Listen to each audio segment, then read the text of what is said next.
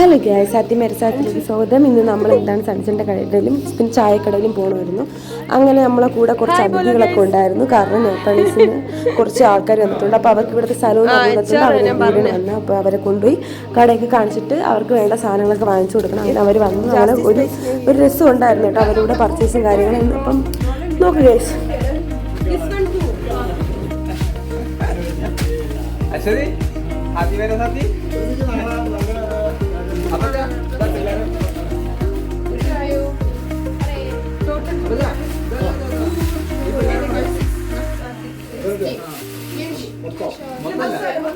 ഇത് തുടങ്ങിയിട്ടുണ്ട്.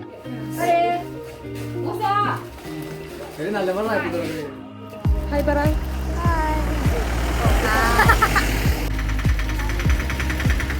അഞ്ച് Bro, I will throw you the noodles.